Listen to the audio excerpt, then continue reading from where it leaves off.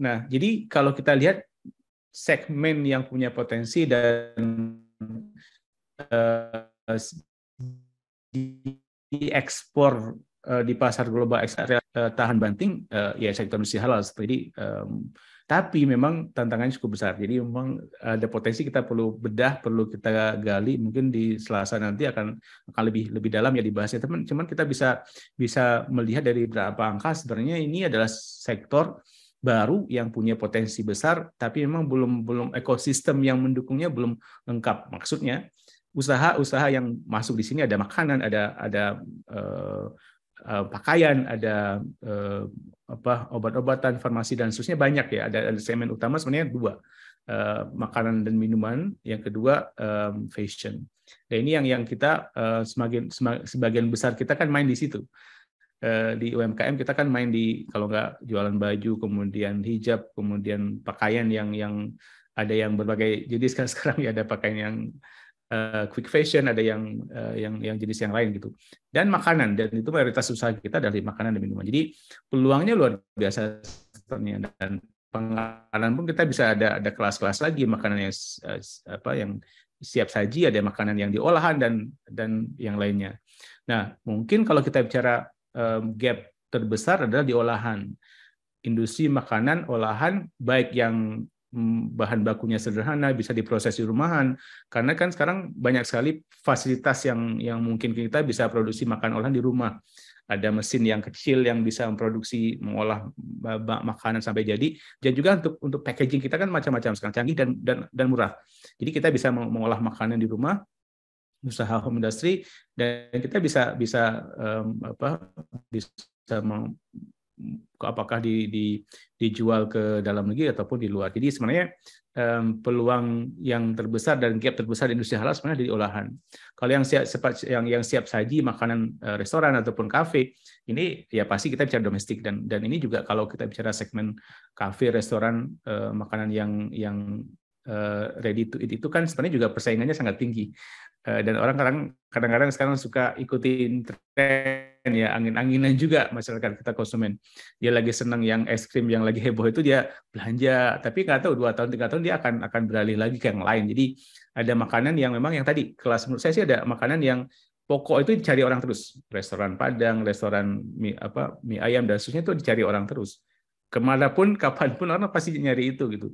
Tinggal diferensiasi. Kemudian yang kedua yang segmen-segmen yang orang makan sarapan aja, ataupun kopi, ataupun yang sekunder lah ya. Ini juga diferensiasi juga cara untuk bertahannya. Yang ketiga adalah yang memang pelengkap, apakah itu es krim, apakah itu buah, apakah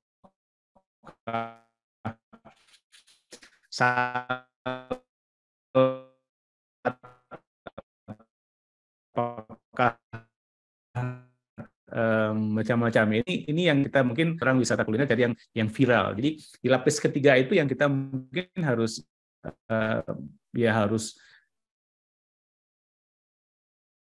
kali ini Pak dulu masih ingat barangkali yang pisang Pontianak ya, pisang goreng itu kan juga setahun 2 tahun aja orang inovasi terus. Toko boleh sama, tapi produknya berganti, misalnya setahun sekali ada inovasi. Nah ini yang mungkin butuh effort yang lebih luas, lebih banyak belajar lagi, harus nyari inspirasi dan seterusnya. Kemudian kalau kita lihat, ini mungkin saya nggak panjang ya, kalau ini sih kalau kita bicara tadi saya sudah sampaikan sebenarnya untuk halal ini memang masih belum lengkap ekosistemnya. Kenapa? Misalnya kita bicara makanan minuman halal yang saya baru sebutkan tadi, ada dua kategori ya, olahan sama yang kita makan yang ready to eat. Ini juga sebenarnya yang olahan ini ada berapa kendala. Salah satunya adalah sebenarnya kalau ini contoh ya, ini kalau kita lihat potensi sebenarnya ini sangat-sangat besar. Jadi makanan minuman itu bisa kalau di secara global sampai 3 triliun per tahun. Makanan, minuman nah kalau kita bicara pasar global, yang diekspor pasti yang diolah kan.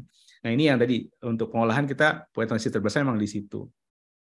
Kemudian nilainya juga kalau kita lihat sih cukup besar kalau kita breakdown makanan minuman, kemudian kita bedah satu-satu dari dari sekitar 15-an ini kita bisa lihat sebenarnya mana yang permintaannya paling besar. Nah, situlah sebenarnya potensi terbesar. Meskipun karena orang tahu itu potensi banyak, misalnya di sini contohnya yang terbesar adalah minyak hewani nabati, itu pasti usaha besar, nggak mungkin UMKM kita masuk di situ karena memang ini butuh skala ekonomi yang besar. Tapi ada nggak segmen sirup curug yang produk-produk yang olahan potensinya besar kita bisa support gitu, kedelai olahan, teh olahan, kopi dan seterusnya. Ini nilai market yang kita bisa tap. Tinggal bagaimana kita memenuhi ekspektasi market, karena kadang-kadang banyak teman-teman yang ikut pameran atau diajak Kementerian Perdagangan misalnya untuk promosi di luar negeri, ikut pameran di sini dan situ.